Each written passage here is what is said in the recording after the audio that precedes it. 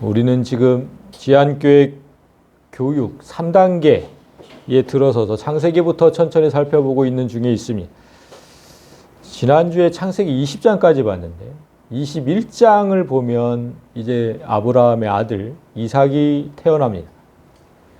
그래서 이 시점에서 우리가 잠시 창세기를 접어두고 욥기를 잠깐 보고 가려고 합니다. 왜냐하면 욥은 이삭과 같은 시기에 살던 사람이기 때문입니다. 성경이 그것을 증명을 해요. 그렇게 판단하는 근거를 잠시 보겠습니다. 욥기 2장을 보면 그때의 욥의 친구 세 사람이 이 모든 재앙이 그에게 내렸다 함을 듣고 각각 자기 지역에서부터 이르렀으니 곧 대만 사람 엘리바스, 수아 사람 빌닷, 나아맛 사람 소발이라 이렇게 소개를 합니다. 욥이 살던 시절의 지역 이름을 어떻게 정했을까요? 진짜 까마득 4천 몇백 년 전이잖아요. 그 까마득한 옛날에는 지역 이름을 어떻게 정했을까?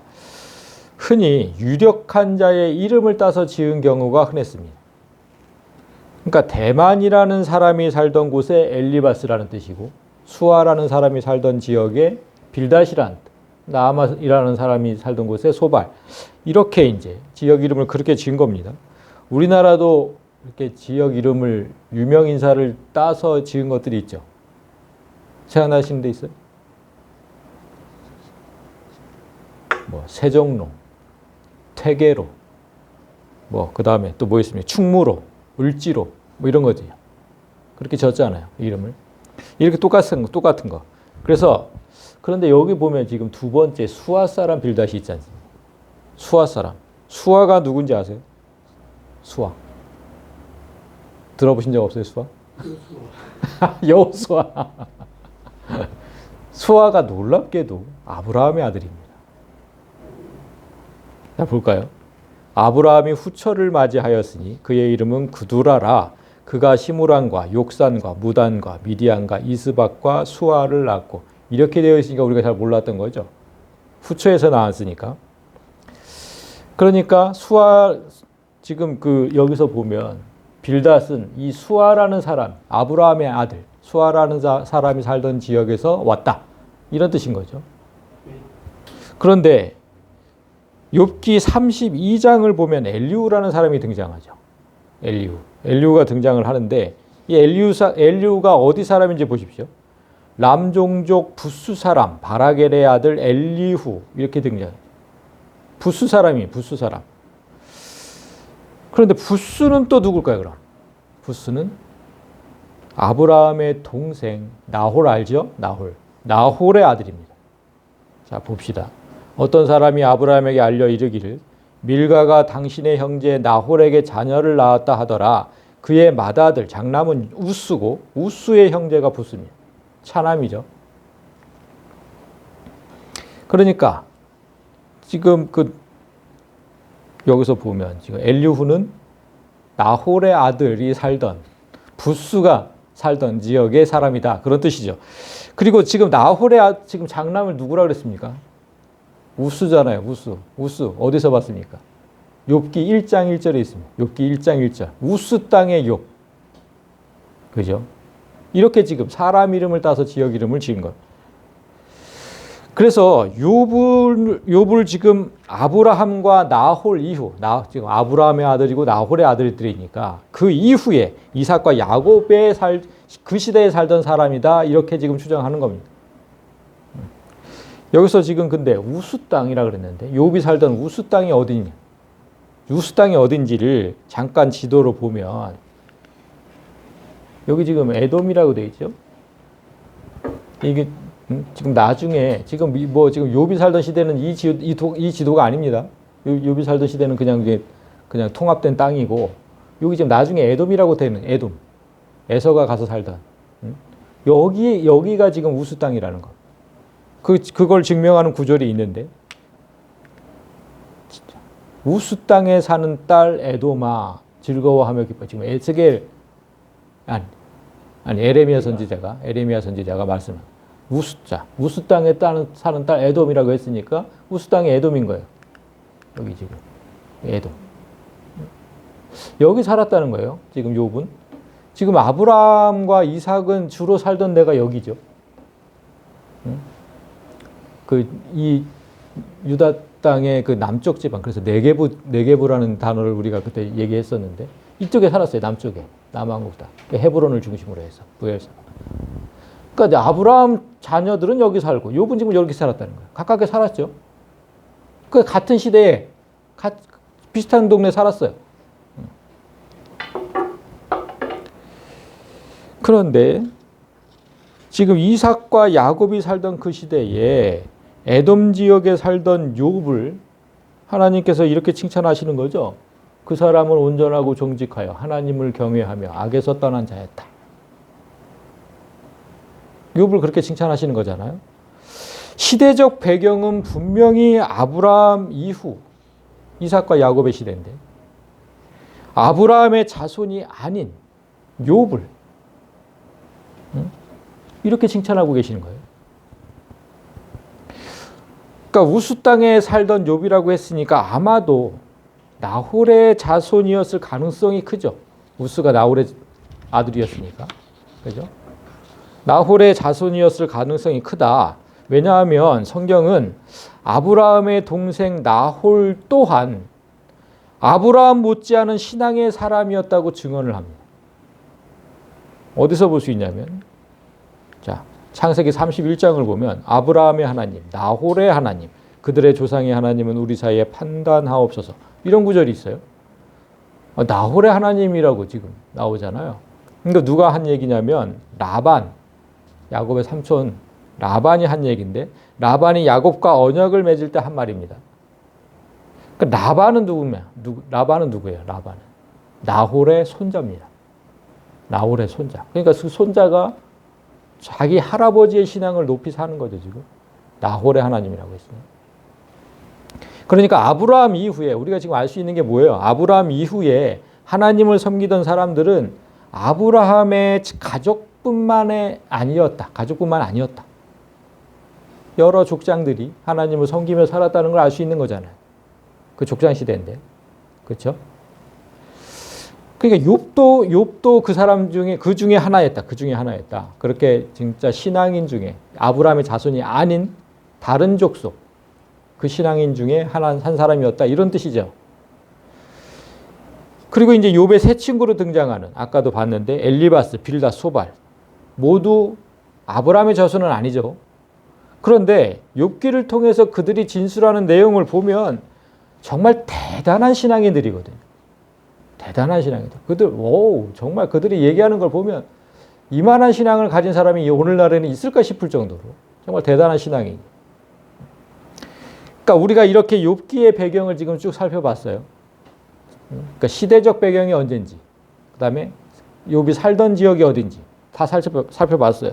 그렇게 살펴본 이유가 뭐냐면 아브라함의 자손인 이삭, 야곱이 살던 시대에 왜 하나님께서 사탄에게 그 욥을 자랑했느냐는 거예요. 욥을. 왜 아브라함의 자손을 자 보세요. 여호와께서 사탄에게 이르시되 네가 내 종 욥을 주의하여 보았느냐 그와 같이 온전하고 정직하여 하나님을 경외하며 악에서 떠난 자는 세상에 없다. 그러니까 세상에 이런 자가 또 없다는 거예요. 세상에 이런 자가 또 없다. 그러니까 아브라함의 자손 중에도 없다는 거예요. 아니 네가 내 종 이삭을 주의하여 보았느냐 이렇게 얘기하셨으면 우리가 이해하기 좋죠. 아브라함의 자손이니까. 근데 아니거든요. 아브라함의 자손이 아니에요. 욥을 이렇게까지 칭찬하고 계시는데. 그래서 오늘 우리는 두 가지 사실을 깨달아야 됩니다. 오늘 본문에서 두 가지 사실을. 첫째는 뭐냐면 하나님께서 아브라함의 자손 중에서 한 사람을 지목해서 자랑하신 게 아니라 왜 이방인 중에서 한 사람을 택해서 사탄 앞에 자랑하셨을까? 이거 첫 번째로 알아야 되는 거예요. 반드시 알아야 되는 거. 그 다음에 두 번째는 뭐냐면 그렇게 자랑하신 이 욥, 의인이라고 그렇게 자랑하신 의인을 고난받게 하시는 이유가 무엇인지 이 두 가지를 알아야 되는 거죠. 욥기 전체를 통해서 이 두 가지를 꼭 알아야 되는 겁니다. 먼저 첫 번째, 이방인을 자랑하신 이유에 대해서 먼저 생각해 보겠습니다. 성경을 보면 선택받은 백성, 이스라엘, 그 이스라엘은 항상 세상 사람의 주목을 받아요. 그 대표로 제가 한 구절만 따오면 창세기 21절에 있죠. 그때 아비멜렉과 구군대 장관 비골이 아브라함에게 말하여 이르되 네가 무슨 일을 하든지 하나님이 너와 함께 계시도다. 그러니까 이방인이 지금 이스라엘 아브라함 택하신 백성 아브라함에게 지금 한 말이잖아요. 그러니까 이런 식으로 세상 사람들이 늘 이스라엘을 주목을 했어요. 그리고 인정을 했어요. 하나님이 함께 하신다. 그런데 그 주목받는 것에서 제외된 다른 종족, 욥이잖아요. 그 주목받지 못하던 이방인 욥의 신앙을 자랑하시는 하나님의 뜻이 무엇인지 오늘날 우리에게 또 지금 이 욥을 읽게 하시고 그걸 생각하게 하시는 거예요. 왜 이스라엘이 아니라 다른 족속에서 하나님께서 이렇게 자랑하셨는지 한번 생각해 보라는 거예요.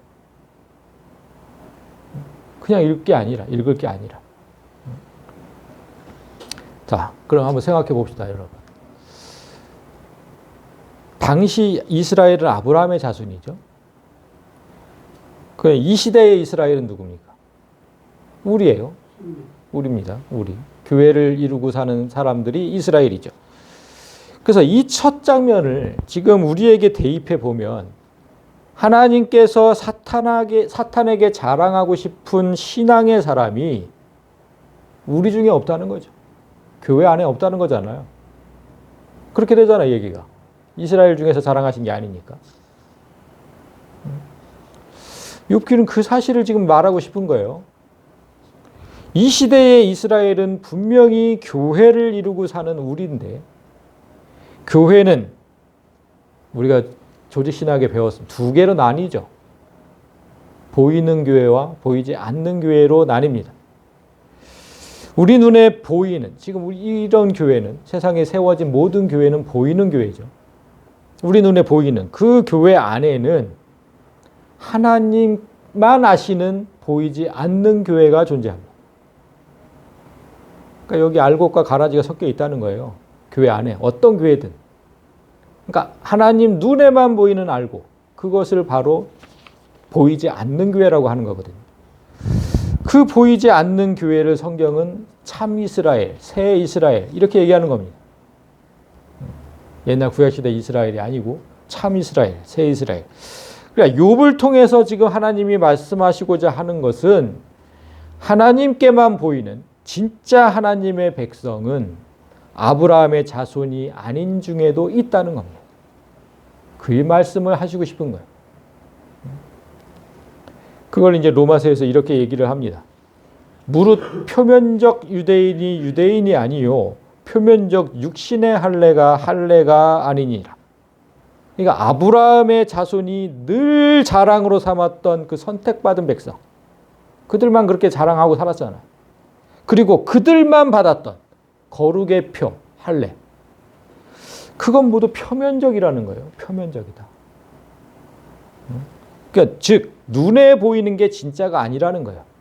너희들 눈에 보이는 거 그건 진짜가 아니다. 그 표면적, 눈에 보이는 거 유대인이 아니고 눈에 보이는 할례 그거 아니다. 진짜가 아니다. 이런 뜻이에요. 그럼 뭐냐? 다음 절을 보면 오직 이면적 유대인이 진짜 유대인이며 할례는 마음에 할지니 영에 있고 율법 조문에 있지 아니한 것이라. 여기서 지금 그러니까 이면적 유대인이라고 그랬는데 이면적 유대인이 뭘까요? 이거를 이렇게 번역이 좀 아쉬운데 원어를 보면 크립토스라는 단어입니다. 크립토스. 비밀의, 은밀한. 그러니까 오직 비밀스러운, 은밀하게 하나님만 아시는 그런 유대인이 진짜 유대인이고 그런 뜻이거든요. 그러니까 오직 보이지 않는 교회가 진짜 교회다. 이런 뜻입니다. 그리고 보이는 세례가 아니고 할례는 마음에 할지니 그랬잖아요. 우리 지금 그 세례 그 할례가 오늘날엔 세례인데 보이는 세례 이게 진짜가 아니고 목사님이 주는 그런 세례가 진짜가 아니고 뭐가 마음의 할례, 그러니까 성령 세례가 진짜라는 겁니다. 그리고 율법 조문이 아니라 성령에 따라서 거듭난 사람, 영에 있고 이 한 구절에 지금 진짜 하나님의 백성이 누군지를 다 설명하는 거예요.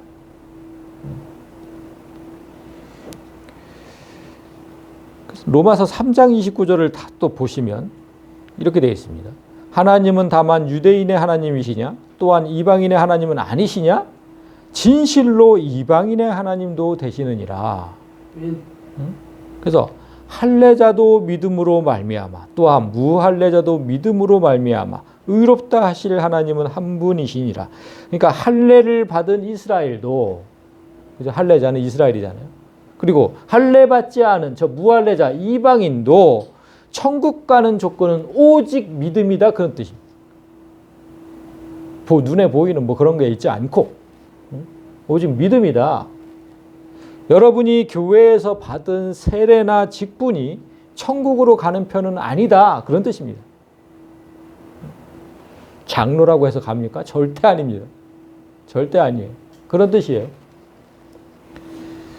그러니까 오직 여러분 마음에 하나님을 향한 진실한 믿음이 있느냐, 믿음으로 말미암아, 믿음으로 말미암아. 그게 천국 가는 조건인 것이지, 눈에 보이는 거, 열심히 뭐 신앙생활하고 헌금 생활하고 이런 거 아니다.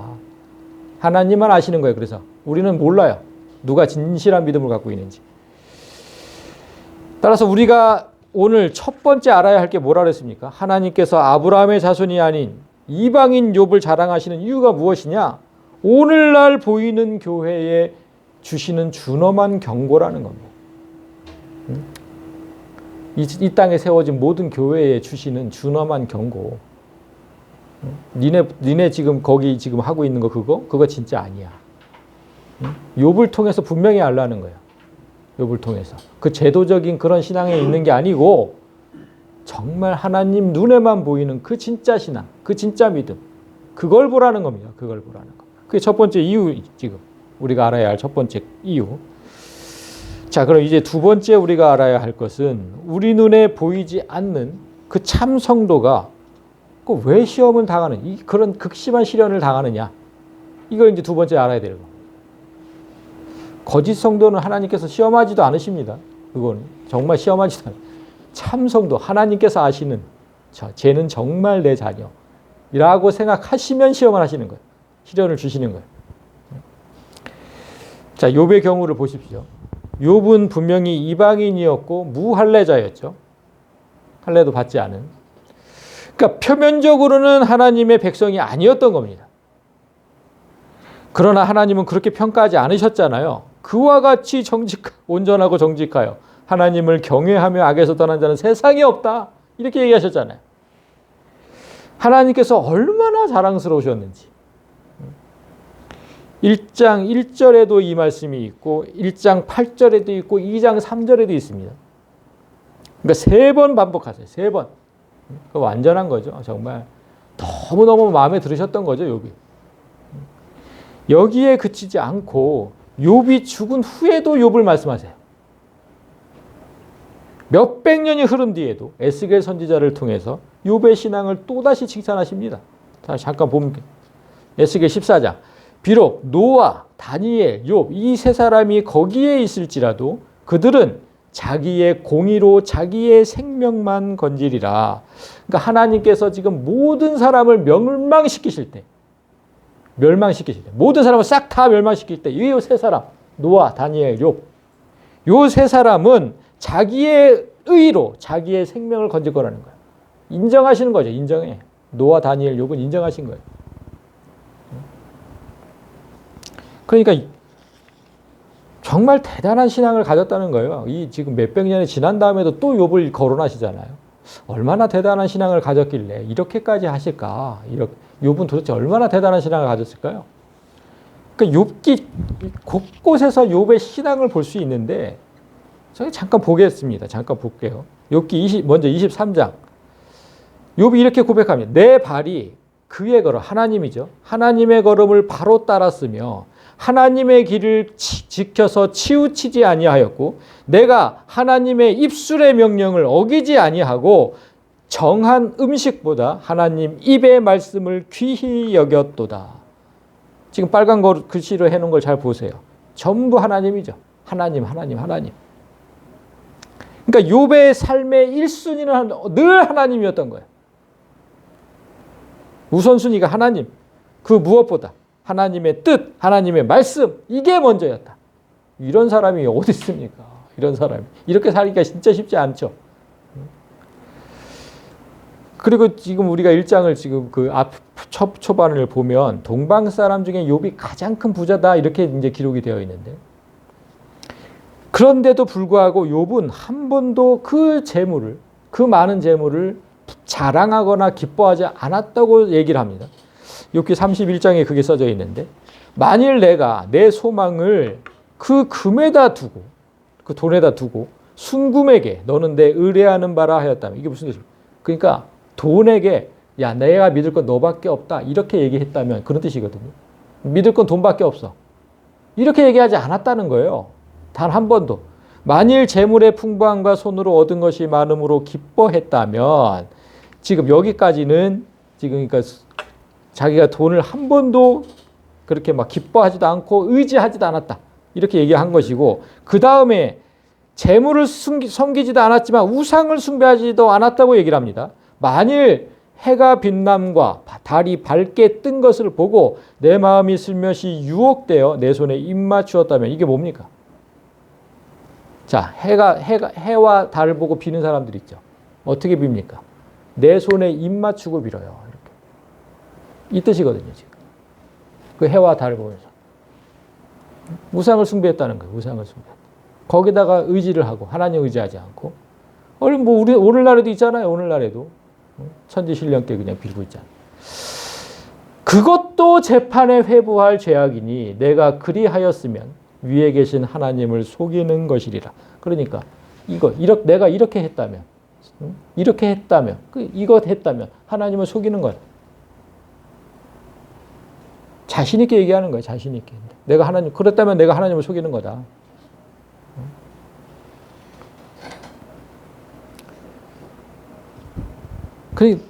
그리고 나서 그 많은 재물로, 그러면 욥이 많은 재물을 기뻐하지 않았는데 그 많은 재물로 뭐를 했는지를 또 얘기를 해요.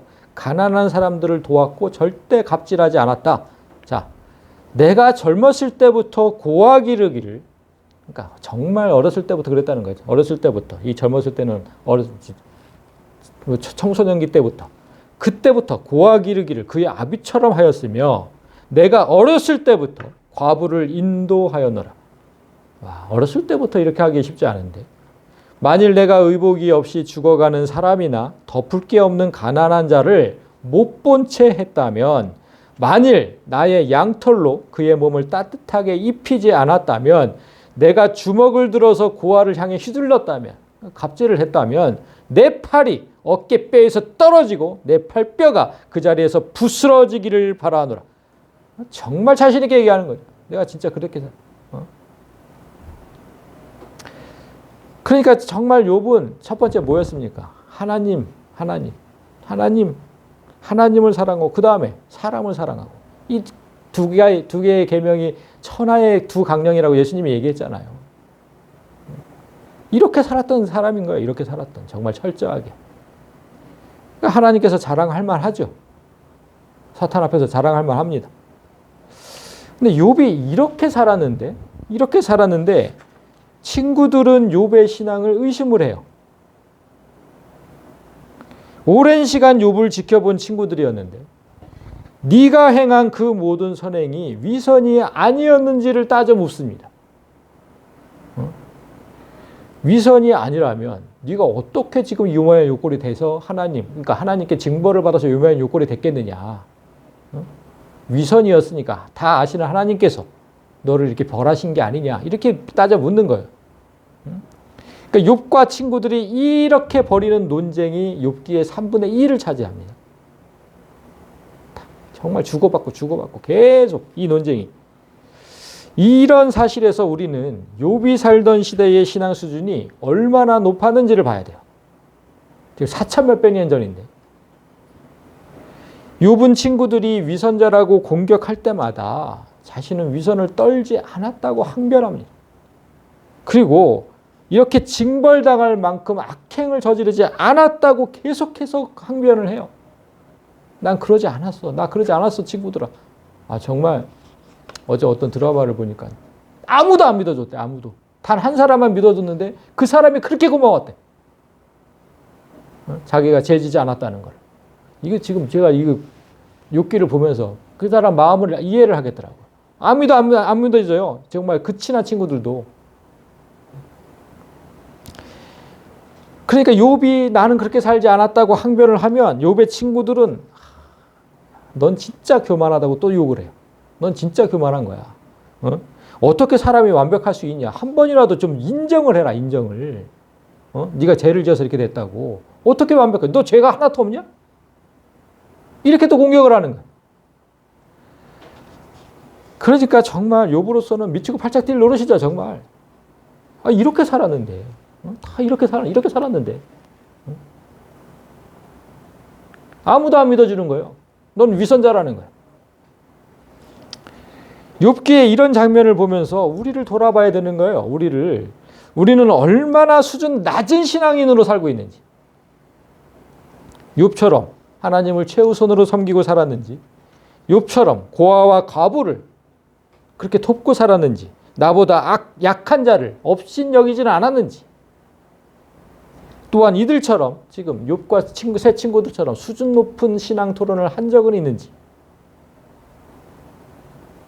돌아봐야 돼요. 오늘날 좀 지금 이 방송을 보시는 분들도 여러분의 교회에서 한번 성도들이 나누는 대화를 한번 들어보세요. 그들이 신앙 토론을 하는지, 하나님 말씀을 놓고 토론을 하는지, 세상 얘기로만 가득 찼는지 한번 보시라. 하나님 말씀을 토론하는 성도들이 있을까요? 점심 먹고 모이기만 하면 말씀을 토론하는. 욥기의 3분의 2가 이거라니까요. 3분의 2가. 하나님 놓고 토론을 하는 거예요. 비록 나중에 이들이 다 하나님께 혼이 나긴 해요. 그렇지만 욥기에 소개되는 그 이들의 대화는 정말 수준이 높아요. 와, 진짜 대단한 신앙인들이다. 이렇게 생각이 돼요. 그 성경이 없던 시대잖아요. 그 시대에. 성경이 없던 시대에도 이런 신앙 수준으로 살았는데 성경을 곁에 둔 우리는 정말 질 낮은 수준으로 살고 있지 않느냐. 한번 돌아보자는 거죠. 그럼 이제 이런 신앙의 사람이, 욥이 정말 그렇게 살았는데, 하나님을 사랑하고 사람을 사랑하고 이렇게 살았는데 왜 이런 사람이 극심한 고통과 시련을 겪어야 하는지를 이제 한번 생각해 보게. 오늘 본문이 어떻게 시작됩니까? 오늘 6절부터 읽었는데 하나님이 주재하시는 회의, 천상 회의부터 시작하죠. 자, 이렇게 됩니다. 하루는 하나님의 아들들이 와서 여호와 앞에 섰고 사탄도 그들 가운데에 온지라. 자, 우리가 창세기 6장에서 공부했던 하나님의 아들들이 지금 여기 등장하죠. 창세기 6장에서 공부했습니다. 하나님의 아들들이 도대체 누구냐? 구약 성경에서 그 어떤 경건한 혈통의 사람일지라도 사람을 하나님의 아들이라고 부르지 않습니다. 타락 후 모든 사람은 하나님의 형상을 잃어버렸잖아요. 그리고 창세기 5장에 보면 아담의 형상을 따라, 그러니까 사람의 형상으로 따라 태어났다고 얘기했어요. 그러니까 성령으로 다시 거듭나기 전에는, 하나님의 형상으로 거듭나기 전에는 절대로 하나님의 아들이 될 수가 없는 거예요. 근데 왜 자꾸 그걸 하나님의 아들들을 사람이라고 표현하는지, 그런 사람들이 있는지 모르겠는데. 자, 오늘 본문도 하나님의 아들들은 타락하지 않은 천사로 얘기를 하죠. 이거 지금 여기는 타락하지 않은 천사, 그리고 밑에 사탄, 타락한 천사. 같이 서 있는 겁니다. 같이 서 있는. 같이 서 있는데 지금 7절을 보면 여호와께서 사탄에게 이르시되 네가 어디서 왔느냐? 사탄이 여호와께 대답하여 이르되 땅을 두루돌아 여기저기 다녀왔나이다. 이 장면에서 지금 사탄이 땅을 두루두루 돌아서 여기저기 다녀왔대요. 이 장면에서 생각나는 말씀이 없습니까? 딱 생각나는 장면. 생각나는 말씀. 어디에? 베드로전서 5장 8절에 있는 말씀. 근신하라, 깨어라, 너희 대적 마귀가 우는 사자같이 두루 다니며 산길자를 찾나니. 두루 다닌다. 이게 지금 두루 다녔다잖아요. 땅을 두루 다녔다 왔다잖아. 지금 이거 하고 온 거예요. 이거 하고 온 거. 산길자가 있나 없나.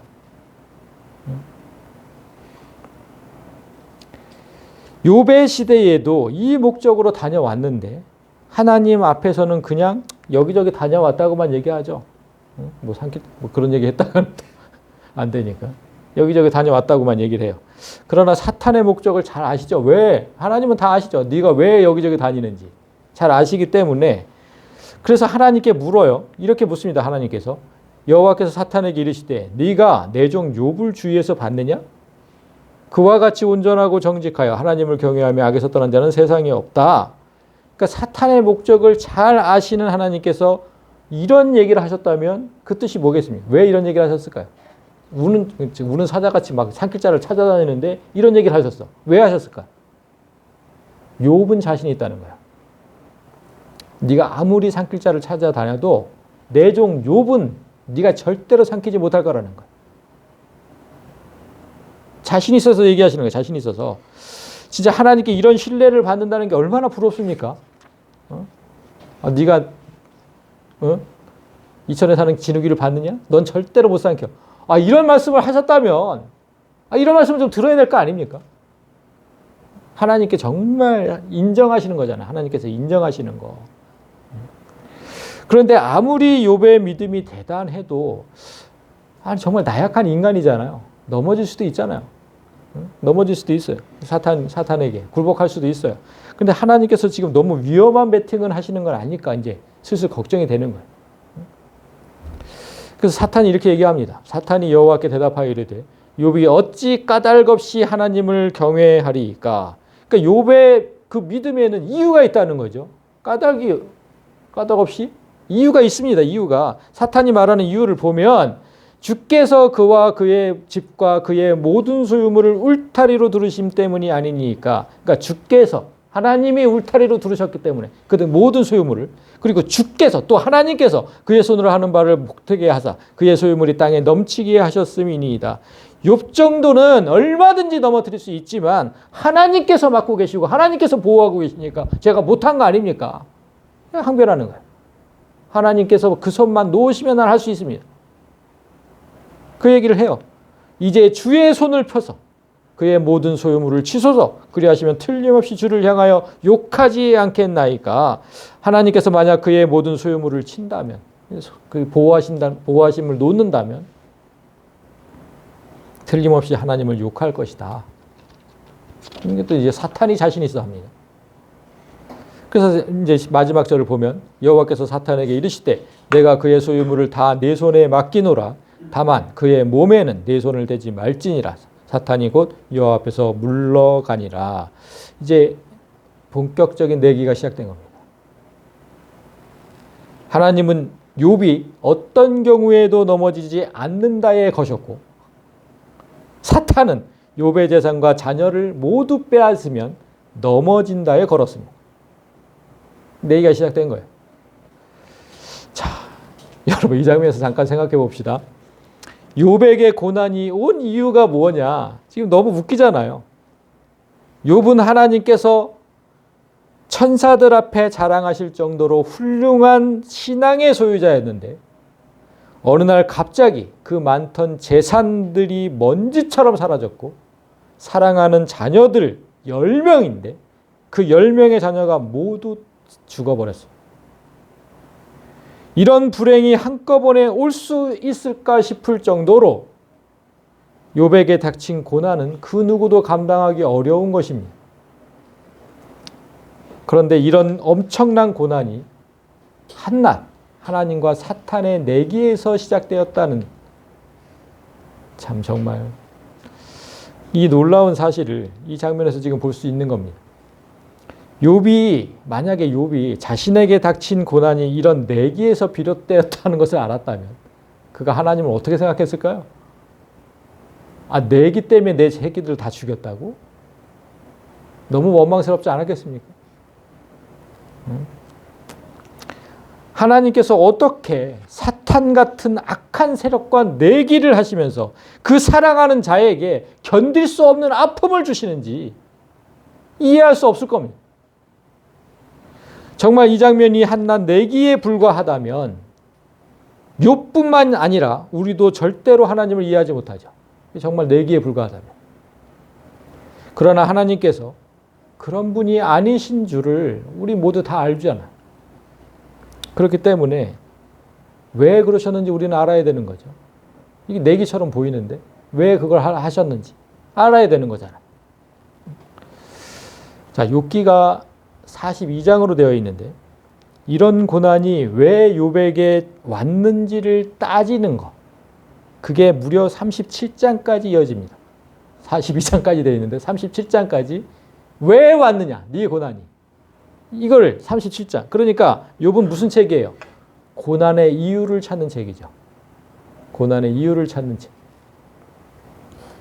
그 이후에 그러니까 37장 이후에 38장에 이르러서야 비로소 하나님께서 등장하셔서 말씀을 해주세요. 왜 네 고난이 왔는지. 그러니까 37장까지 니들이 떠들었던 거. 욥과 세 친구와 또 엘리후까지. 니들이 떠들었던 거. 그거 그러니까 뭐 엘리후는 좀 빼놓고 얘기합시다. 엘리후에게 책망하신 건 없으니까. 욥과 세 친구가 떠들었던 거. 그거 다 틀렸다고 얘기하십니다. 다 틀렸어. 니네들이 여태 37장까지 기껏 얘기했는데 다 틀렸대요. 다 틀렸대. 그거 아니야. 내가 욥에게 시련 준 거? 그거 아니야. 이렇게 얘기하세요. 그러니까 38장에서 41장까지 4장에 걸쳐서 하나님께서 말씀을 해주세요. 4장에 걸쳐서. 그런데 욥이 왜 고난당했는지 그 이유를 설명하신 게 아니에요. 그럼 무슨 말씀하셨을까요? 그저 하나님은 욥에게 계속해서 질문을 하세요. 질문을. 내가 이 우주와 지구를 창조할 때 너는 어디 있었느냐 물으세요. 너 어디 있었냐 그때? 당연히 없었죠. 없었어요.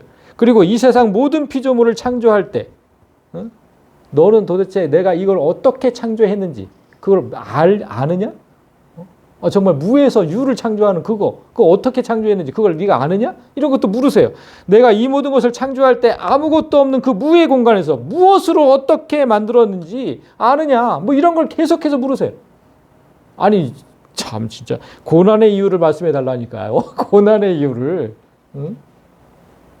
근데 자꾸 창조의 이유와 방법과 목적을 물어요. 내가 이걸 왜 창조했는지 아니야? 목적까지도. 그런데 정말 놀라운 건요. 욥이 하나님의 이런 질문이 끝나고 나서 자신의 잘못을 시인하고 회개를 합니다. 계속 물었을 뿐인데. 욥이 잘못했다고 빌어요. 자 볼까요?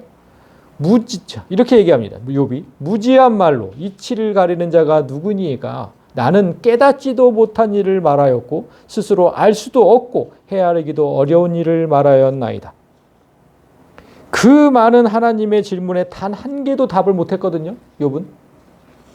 그런데 37장까지 계속해서 떠들어댔잖아요. 나는 깨닫지도 못한 일을 말하였고 스스로 알 수도 없고 헤아리기도 어려운 말을 이제까지 했다는 거예요. 37장까지.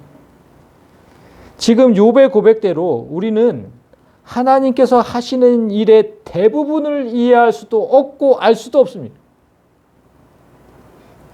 그런데도 우리는 깨닫지도 못한 일을 말하고 있고 스스로 알 수도 없는 일을 스스럼 없이 말하고 하나님이 왜 이렇게 하시는지 불평하며 또 삽니다. 아무것도 모르면서 그렇게 하고 사는 거예요. 우리도. 아무것도 모르면서. 생각해 보십시오. 우리는 하나님께서 하신 일에 대해서 정말 아는 게 하나도 없거든요. 욥에게 질문했던 걸 한번 생각해 볼까요? 온 우주에 셀 수 없을 정도로 많은 그 거대한 천체들, 이 지구보다 훨씬 큰 것들이 얼마나 많은데 그런 천체들이 어떻게 우주에 둥둥 매달려 있는지 너는 아느냐 물으셨어요. 우리도 모르죠. 어떻게 둥둥 떠 있는지. 그리고 이 지구에 차고 넘치는 이 바닷물이 어떻게 우주 공간으로 쏟아내리지 않고 그냥 지구 그 구 안에 이렇게 머물러 있는지 아느냐? 우리도 몰라요. 왜 그러는지. 그리고 태풍만 불어도 우리 뭐 그냥 40km 정도 되는 태풍만 와도 우리 날아가거든요. 그 이상만 되면 날아가요. 근데 그렇게 이 연약한 몸이 왜 지구의 자전 속도에는 날아가지 않을까? 여러분 지구가 이렇게 뺑뺑뺑뺑 돌고 있잖아요. 그 몇 킬로로 도는 것 같아요? 시속 몇 킬로? 제가 찾아보니까 13,000킬로. 시속 13,000km로 이렇게 돌고 있대요. 생각해 보면 우리가 100km로 달리는 차 위에 서 있으면 안 날아갈 사람 한 사람도 없어요. 근데 지금 13,000km로 달리는 차 위에 서 있는 거거든요. 근데 안 날아가잖아. 아느냐 물으면 우리는 하나도 몰라요, 진짜.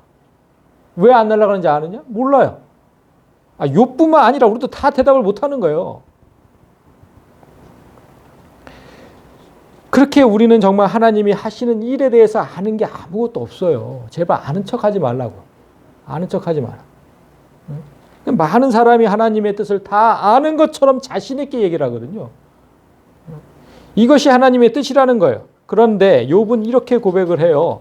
내가 말하겠사오니 주는 들으시고 내가 주께 묻겠사오니 주여 내게 알게 하옵소서. 이게 바른 자세인 거죠. 이게 바른 자세. 겸손하게 주께 묻고 주님께 들어야 합니다. 나에게 왜 이런 고난이 오는지 하나님께 묻고 하나님께서 말씀하시면 깨달아 알면 되는데 오늘날에 우리도 욥과 새 친구처럼 자기가 하나님의 뜻을 다 아는 것처럼 떠들고 정죄하고 저주하는 일들이 너무나 많이 일어납니다. 그러니까 저 집사는 저번에 그 일 때문에 저렇게 당하는 거야, 하나님한테. 이렇게 얘기하는 거야. 아무것도 모르면서 좀 그렇게 얘기하면 안 된다는 거예요. 응? 평소에 그렇게 행동하더니 결국 하나님께 벌을 받았네. 이렇게 얘기하는 사람이 얼마나 많습니까? 그거 아닙니다. 하나님의 뜻을 속단하면 안 됩니다. 하나님은 항상 우리에게 믿음을 주시고 나서는 그 다음에 그 믿음을 시험해 보십니다. 아까도 말씀드렸지만 하나님께서 택하시지 않은 참 성도가 아닌 자는 시험하지 않으세요. 믿음을 주시고 난 다음에는 그 다음에 그 믿음을 시험해 보시는 거예요. 이 시험은 마치 우리가 초등학교에서 중학교로 올라가고 중학교에서 고등학교, 고등학교에서 대학교로 올라갈 때 치르는 시험과 똑같아요. 그 시험과 똑같은 거예요. 무슨 뜻이냐면 그 시험에서 통과해야 더 높은 곳으로 가는 거예요. 그래서 시험하시는 거거든요. 통과 못하면 계속 거기에 머물러야 돼요. 고등학교에서 대학교 시험 가는 통과 못하면 고등학교 다시 그 공부 다시 하는 거 똑같은 거예요. 따라서 시험이 오거든 낙심하지 말고 인내하라고 말합니다. 인내하라고 말해요. 히브리서를 잠깐 보시면 너에게 인내가 필요한 이유가 뭐냐? 너희가 하나님의 뜻을 행한 후에 약속하신 것을 받기 위해서는 반드시 인내해야 된다는 거예요. 잠시 잠깐 후면 오시리가 오시리니 지체하지 아니하시리라. 그러니까 우리가 하나님의 뜻을 행한 후에는 지금 이렇게 신앙생활, 하나님의 뜻을 행하면서 막 살다가 나에게 약속하신 거, 그 약속하신 걸 받기 위해서는 기다려야 되는 시간이 있다는 거예요. 기다려야 되는 시간. 그 인내의 시간이 바로 시험 기간이에요. 그 인내. 참고 기다려야 되는 시간. 그게 시험 기간이에요. 따라서 무엇이든지 하루아침에 이루어질 걸로 기대하지 말고 그런 게 어디 있습니까? 하루아침에 이루어지는 게. 내가 하나님께 뭔가를 소망하면서 기도를 했어요. 근데 그게 하루아침에 이루어지면 기도 안 할 사람 없죠? 그렇게 되면 기도 안 할 사람은 한 사람도 없을 겁니다. 이 세상 안 믿는 사람들도. 그렇게 소망하지 말고 시험을 잘 견디라고요. 하나님께서 그 시험에 통과해야 주시는 거예요. 내가 소망하는 그거는. 그런데 뒤에 보세요. 우리가 붙잡아야 될 그 지금 약속이 있어요. 붙잡아야 될 약속. 지체하지 않겠다. 잠시 잠깐 후에 곧 올 거다. 그러니까 무너진 그 자리에서 다시 회복하는 시간은 잠시 잠깐 후에 곧 이루어질 거예요. 만약에 내가 무너졌다고 해도 그렇게 실현당하는 시간은 곧 회복될 것이다. 이렇게 지금 말씀하시는 거예요. 이제 말씀을 정리해 보겠습니다. TV 프로그램을 이렇게 보면 그 드라마를 보진 않았는데 그 슬기로운 의사생활이라는 드라마가 있었어요. 그리고 슬기로운 감방생활 이런 것도 있었어요.